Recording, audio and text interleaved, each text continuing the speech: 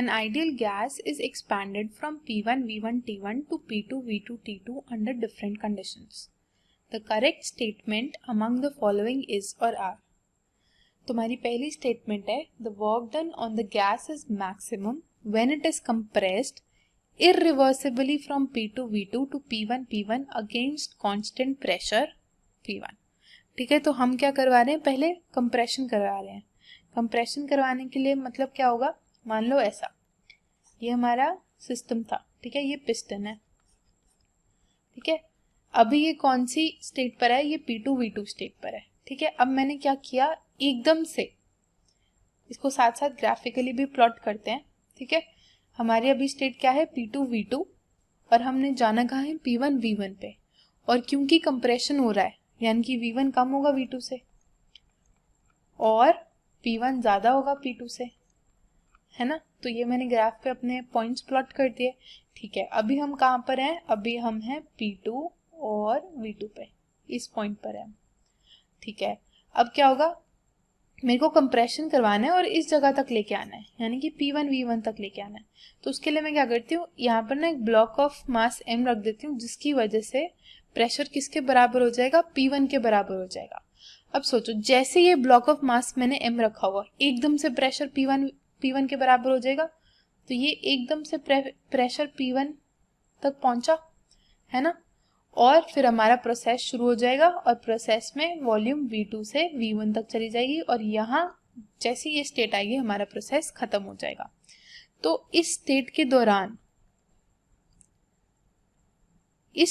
दौरान जो हमारा वर्क डन होता है वो क्या होगा, एरिया अंडर दिस ग्राफ होगा वर्क डन, ठीक है. एरिया अंडर दिस ग्राफ ये इतना होगा, क्या वर्क डन होगा, ठीक है. और ये कैसा है, ये इरिवर्सिबली काम किया गया है, ठीक है. ये कैसे काम किया गया है, इरिवर्सिबली काम किया गया है ना. और अगर हमें इस स्टेट से इस स्टेट रिवर्सिबली जाना होता तो हम कैसे जाते, ऐसे हाइपरबोला के थ्रू. तो एक बात बताओ, कौन से केस में एरिया अंडर ग्राफ ज्यादा है, ऑब्वियसली कौन से केस में होगा, इरिवर्सिबल के केस में होगा. क्यों, क्योंकि एरिया अंडर ग्राफ उसमें कैसा आ रहा है, ज्यादा आ रहा है. कैसे ज्यादा आ रहा है, देखो रिवर्सिबली के केस में एरिया अंडर कितना है, ये ब्लैक है, ठीक है. और इरिवर्सिबली के केस में एरिया अंडर कितना होगा, सारा ग्रे पोर्शन होगा. तो ऑब्वियसली जब भी हम इरिवर्सिबली काम करवाते हैं तो वर्क डन ज्यादा आएगा. तो हमारा ऑप्शन नंबर 1 है सही, ठीक है. ऑप्शन नंबर 2 कहता है, तो ऑप्शन नंबर 2 कहता है the change in internal energy of the gas is 0 if it is explained reversibly with T1 is equal to T2. यानी कि हमारे फाइनल और इनिशियल टेम्परेचर सेम हो गए. और जब भी ऐसा केस होता है यानी कि हमारा क्या है, आइसोथर्मल केस है. आइसोथर्मल एक्सपेंशन करवाते हैं तो हमारे इंटरनल एनर्जी क्या आती है, 0 आती है, ठीक है. तो ये बात तो सही है. फिर दूसरा वो कह रहे हैं कि positive if it is expanded reversibly under adiabatic conditions with T1 is equal to not equal to T2. अच्छा देखो, जब भी adiabatic conditions के अंदर expansion होती है, ठीक है, तो reversible adiabatic expansion के दौरान डेल्टा U हमेशा लेस देन 0 के बराबर आता है. क्यों, क्योंकि हीट तो सिस्टम गेन या लूज कर नहीं सकता, है ना, पर उसको किसी तरह से एक्सपेंशन करना है, यानी कि सराउंडिंग्स पे वर्क करना है. तो कैसे करेगा, ऑब्वियसली अपनी इंटरनल एनर्जी खर्च करके. तो चेंज इन इंटरनल एनर्जी क्या आएगा, लेस देन 0. तो ये ऑप्शन क्या होगा हमारा गलत, क्योंकि इंटरनल एनर्जी लेस देन 0 आना चाहिए था और उन्होंने दे क्या रखा है, पॉजिटिव, ठीक है. ऑप्शन नंबर 3 कहता है कि if the expansion is carried out freely it is simultaneously both isothermal as well as adiabatic. सही बात है, क्योंकि जब भी फ्री एक्सपेंशन होगी तो हीट तो एब्जॉर्ब हो नहीं रही, तो एडियाबैटिक तो हो गया, वर्क डन भी नहीं हो रहा.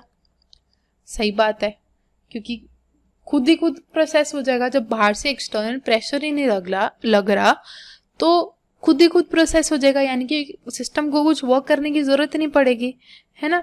तो फर्स्ट लॉ से डेल्टा यू भी 0 हो जाएगा. और डेल्टा यू किसके बराबर होता है, CV डेल्टा T के, यानी कि डेल्टा T भी 0 हो जाएगा. तो हमारा ऐसा प्रोसेस क्या होगा, आइसोथर्मल और एडियाबैटिक। ठीक है, अब वो कह रहा है कि the work done by the gas is less when it is expanded reversibly from V1 to V2 under adiabatic conditions as compare to what to that when expanded reversibly under isothermal conditions. तो इसके लिए तो हम graph बना के देख सकते हैं। ठीक है, तो रिवर्सिबल आइसोथर्मल का हमें पता है ऐसा होता है फ्रॉम V1 to V2, और रिवर्सिबल एडियाबैटिक का इससे नीचे आता है। फर्स्ट वाला किसका है, आइसोथर्मल का है, और सेकंड वाला किसका है, एडियाबैटिक का है। ठीक है, तो आइसोथर्मल में ऑब्वियसली क्या है, एरिया अंडर कर्व ज्यादा है, यानी कि work done in case of reversible isothermal क्या होता है, ज्यादा होता है। तो हमारा ऑप्शन 4 भी सही है। तुम्हारे सही ऑप्शंस क्या हो गए, ऑप्शन ए, ऑप्शन सी और ऑप्शन डी।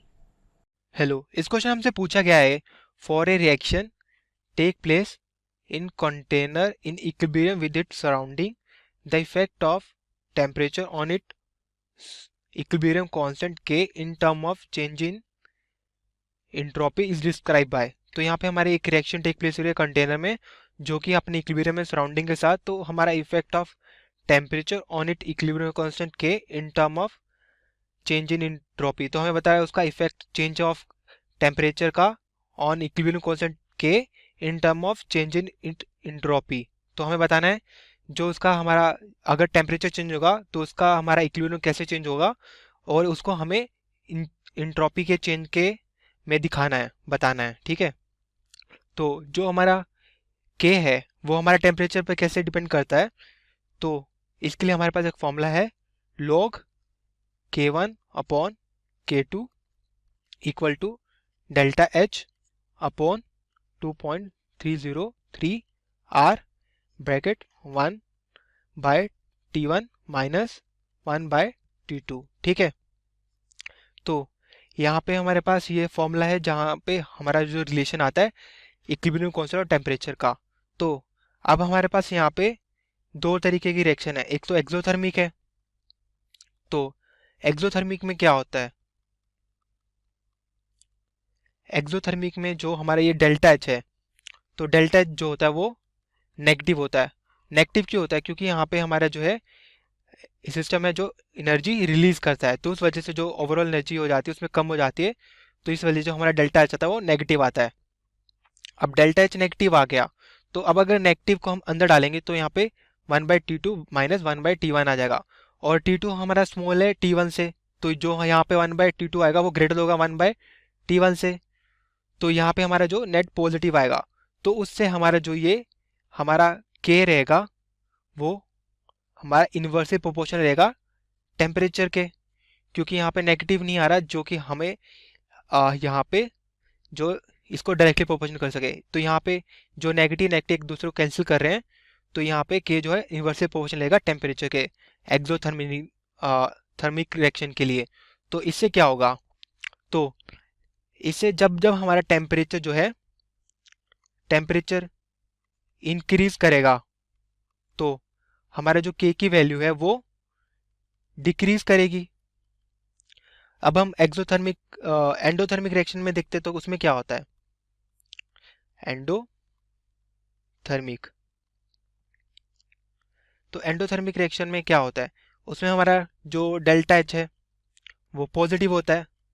तो यहाँ पे हमारे पास ये डेल्टा एच पॉजिटिव आ गया, तो यहाँ पे हमारे पास 1/T1 जो है वो स्मॉल होता है 1/T2 से, क्योंकि T1 की टर्म हमारी बड़ी रहती है T2 से, तो ये जो देखा ऑफकोर्स स्मॉल होगा इससे, तो यहाँ पे नेगेटिव आया, तो अगर नेगेटिव को यहाँ लेंगे तो यहाँ पे इसकी के की पावर -1 आ जाएगी, तो जो हमारा के है वो डायरेक्टली प्रोपोर्शनल हो जाएगा टेम्परेचर के। तो इसका मतलब क्या हुआ, हमारा जब जब टेम्परेचर इंक्रीज होगा एंडोथर्मिक रिएक्शन के लिए, ठीक है, हमारे के की वैल्यू भी इंक्रीज होगी। ठीक है, ये तो हो गया टेम्परेचर और हमारे के का रिलेशन। अब एंट्रोपी को देखते हैं, तो एंट्रोपी में क्या होता है, जो हमारी चेंज इन एंट्रोपी जो है वो हमारी सराउंडिंग की कब इंक्रीज होती है, जो हमारी चेंज इन इंट्रोपी हमारी पॉजिटिव होती है हमारे एक्सोथर्मिक रिएक्शन के लिए, एक्सोथर्मिक रिएक्शन के लिए, ये हमारा फॉर सराउंडिंग के लिए, ठीक है, फॉर सराउंडिंग, ठीक है। तो ये अगर सराउंडिंग में हो रहा है, ये सिस्टम में क्या होगा, हमारी नेगेटिव होगी, ठीक है। तो चेंज इन इंट्रोपी जो होगी नेगेटिव होगी फॉर एक्सोथर्मिक रिएक्शन के लिए, फॉर सिस्टम के लिए, ठीक है। अब अगर हम बोले फॉर एंडोथर्मिक, एंडोथर्मिक,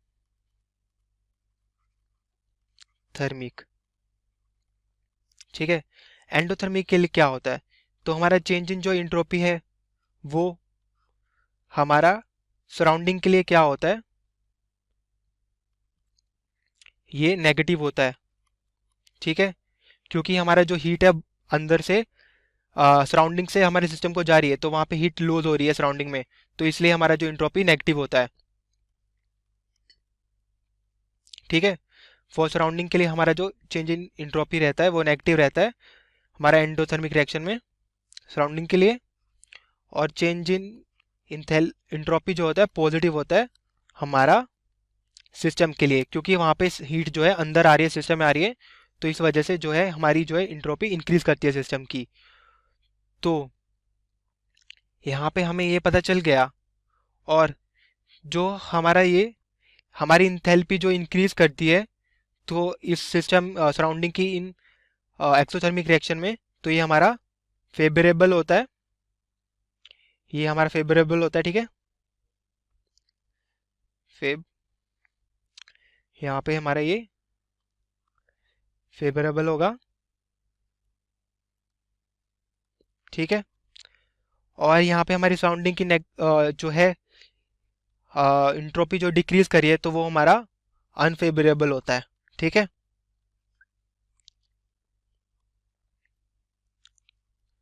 ठीक है, तो यहाँ पे हमारे स्टेटमेंट देखते हैं, स्टेटमेंट हमें क्या क्या दे रखा है। तो फर्स्ट स्टेटमेंट हमें बोलती है with increase in temperature the value of के फॉर एक्सोथर्मिक रिएक्शन डिक्रीज। तो ये तो ठीक है कि हमारी इंक्रीज इन टेम्परेचर से हमारी जो है वैल्यू ऑफ के जो है डिक्रीज करती है, because the entropy change of system is positive. But हमने तो बताया कि वो नेगेटिव होता है, क्योंकि वहाँ पे हीट लॉस हो रही है, तो वो तो नेगेटिव होता है। तो ये हमारा ऑप्शन जो 1 है, वो जो स्टेटमेंट है वो गलत है, क्योंकि यहाँ पे हमारा चेंज इन इंट्रोपी जो होता है ऑफ सिस्टम वो नेगेटिव होता है।